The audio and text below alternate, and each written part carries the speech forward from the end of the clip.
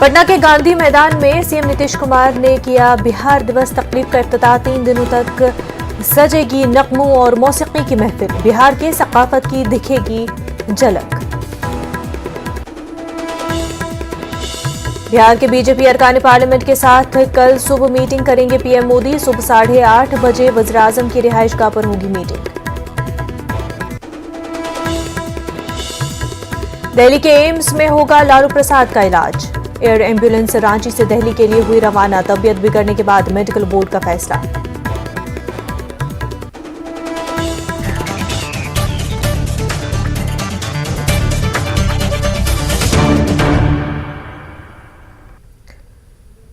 कदीम जमाने से बिहार की अपनी अहमियत रही है। बिहार दिवस के मौके पर सीएम नीतीश कुमार ने बिहार की अहमियत पर रोशनी डाली। दुनिया में पहली बार ये चाणक्य है जिन्होंने अर्थशास्त्र की स्थापना कराई, और वहीं जब वो यहीं पर आए, पाटलिपुत्र उस समय कहलाता, और यहाँ पर जो आए और सब कुछ का करवाया गया, तो बिहार का जो महत्व है आप जरा सोच लीजिए कि किस प्रकार से ये पौराणिक स्थल है और कितना ये महत्वपूर्ण स्थल है। तो ये सब चाणक्य महोदय का भी, और उसके अलावे आर्यभट्ट भी यहाँ है। आज से 1500 साल पहले की बात है। उन्होंने शून्य का आविष्कार किया और पूरी धरती के बारे में पूरी पृथ्वी की परिधि की गणना की। ये कौन किया सबसे पहले, और सब यही। तो आप समझ जाइए कि बिहार का कितना बड़ा इंपॉर्टेंस। किशनगंज में एएमयू ब्रांच के मामले पर जेडीयू ने यूनिवर्सिटी इंतजामिया को आड़े हाथों लिया है। जेडीयू के कौमी जनरल सेक्रेटरी मौलाना गुलाम रसूल बलियावी ने कहा कि एएमयू के सिलसिले में अपनी पोजीशन भी हुकूमत पर सवाल खड़ा करती है। हालांकि इस मामले को मैंने बिहार कानून साज काउंसिल में उठाया, तब जाकर हकीकत सबके सामने आई। एमएलसी मौलाना गुलाम रसूल बलियावी के मुताबिक एएमयू की तामीर का मरहला कब का शुरू हो गया, लेकिन किशनगंज की इस जमीन पर केस किया गया है और एएमयू इंतजामिया को बार बार नोटिस मिलने के बाद भी इस ताल्लुक से किसी तरह की कोई कार्रवाई नहीं की जा रही है। जब मैं काउंसिल में लाया हूं तो ये सारी सच्चाई सामने आई है, और सदन के माध्यम से सरकार को भी, मंत्रालय को भी, सबको मैंने भी जोर दिया, और पूरे कानून साज काउंसिल के मेंबर्स ने भी मेरी तायद की। और इस सिलसिले में हुआ कि ओएनजीटी में को तथ्यों के साथ सरकार भी दबाव बनावे ताकि वहाँ से मामला क्लियर हो जाए।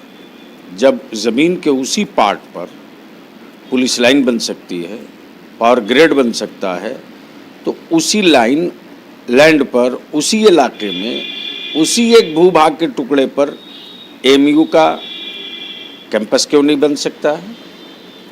तो टेक्निकली एएमयू के मैनेजमेंट की तरफ से कोताही हुई, वरना काम बहुत आगे निकल गया होता। भागलपुर रियासत के कदीम तरीन अजला में से एक है, लेकिन यहाँ के लोगों की फ़ज़ाई सर्विस की बरसों पुरानी मांग पूरी नहीं हो रही है। 1969 से 1971 के दरमियान यहाँ से छोटे प्राइवेट तैयारों की खदमात दस्तयाब थी, लेकिन उसके बंद होने के बाद आज तक एयरलाइन शुरू नहीं हो सकी। मैंने तो सदन में साफ शब्दों में कहा है कि यहाँ पर छोटे विमान चालू हो सकता है, उसको चालू कीजिए। पहले भी चलते थे, ऐसा नहीं है कि नहीं चलते थे। और गौराडी में 500 एकड़ जमीन, सरकारी गौशाला की जमीन है, उसको एक्वायर करके बड़ा एयरपोर्ट बनाने का काम कीजिए। और मुझे बहुत खुशी है, हमने आवाज़ तो सदन में उठाया, बाहर उठाया। आज हमारी भागलपुर शहर के लोग, मैंने भी पढ़ा अखबार में कि शहर के लोग आंदोलन कर रहे हैं, धरना पर बैठ रहे हैं।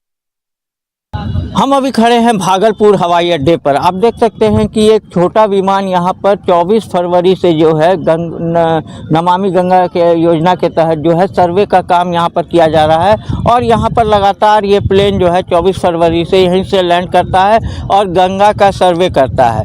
विमानों की आवाजाही को लेकर किस तरह की व्यवस्था है यहाँ पर और क्या हो सकता है, हम पायलट हैं, उनसे बात करते हैं। सर, पहले अपना नाम बता दिया जाए। गणेश नागराज। सर, आप यहाँ पर से फ्लाई करते हैं, कैसा एयरपोर्ट है और क्या सुविधा यहाँ पर है आपको देखने का? रनवे अच्छा है, बड़ा रनवे है, और यहाँ पे कोई दिक्कत नहीं है फ्लाइंग करने में, अच्छा है। अगर यात्री छोटे विमान यहाँ से उड़ाए जाएं तो क्या उड़ सकते हैं? हाँ हाँ, उड़ सकते हैं, उड़ सकते हैं। कितना सीटर यहाँ से उड़ान भर? हमारा तो 9 सीटर है, इससे बड़ा भी यहाँ से इससे बड़ा आ सकता है। आ सकता है। कोई परेशानी यहाँ पर? नहीं नहीं चार दीवारी खाली प्रॉब्लम थोड़ा सा होता होगा, चार दीवारी लोग जो यहाँ पर घूमते हैं। नहीं नहीं, एक बार अगर शेड्यूल एयरलाइन आ गया तो सब बंद हो जाएगा, कोई अंदर नहीं आ सकता। तो जैसे बाकी एयरपोर्टों में होता है, सिक्योरिटी लग जाएगा, फिर कोई नहीं आ सकता अंदर। भागलपुर वासियों की लगातार मांग है कि यहाँ से छोटे विमान जो है उड़ाए जाएं, जिससे आम लोगों को सुविधा मिल सके और जो परेशानी झेल रहे हैं यहाँ के लोग, उससे कुछ उनको सहूलियत मिल सके और भागलपुर का विकास हो सके। पायलट का साफ तौर पर कहना है कि यहाँ पर उनके पास ये जो है 9 सीटर का विमान है, ये उड़ सकता है और इससे बड़े भी सीट के जो विमान हैं उनके भी उड़ने की संभावना है। अब देखने वाली बात है कि सरकार इस पर क्या कदम उठाती है। आशीष रंजन, न्यूज़ 18 भागलपुर। मशरक़ी चंपारण के चकिया केसरिया के पास एक बड़ा रामायण मंदिर बन रहा है। ये मंदिर न सिर्फ आस्था का मरकज बनेगा बल्कि हिंदू मुस्लिम एकता की मिसाल भी कायम करेगा, क्योंकि मंदिर की तामीर के लिए मुस्लिम खानदान भी ज़मीन अतिया कर रहे हैं। मकामी बाशिंदे इश्तियाक अहमद ने अपनी 23 कट्ठा ज़मीन, जिसकी कीमत 2.5 करोड़ से ज़्यादा है, मंदिर के लिए अतिया की है। से कई जगहों से सांप्रदायिकता की बातें सामने आती है, लेकिन ऐसे माहौल में सांप्रदायिक सद्भाव का एक बड़ा उदाहरण बिहार में देखने को मिला है, जहां पे पूर्वी चंपारण सतवलिया में जहां पे विराट रामायण मंदिर का जो निर्माण हो रहा है, जो दुनिया का सबसे बड़ा मंदिर होगा, वहां पे जमीन जो दान किया है वो एक मुस्लिम परिवार है, मुश्ताक अहमद जी हैं, जो यहाँ पे अभी मौजूद हैं। इन्होंने 23 कट्ठा जमीन यानी कि 2.5 करोड़ रुपए से ज्यादा की जमीन दान दी है और ये उसका डीड है जो इन्होंने निबंधन कराया है केसरिया अवर निबंधन कार्यालय में। और सबसे बढ़िया आपको बताऊं कि ये जो जमीन दिया है वो पूरी तरह से मुफ्त जमीन दिया है और ये एक बड़ा मिसाल काम किया है। ये कैसे संभव हुआ? हमारे साथ किशोर कुणाल जी हैं।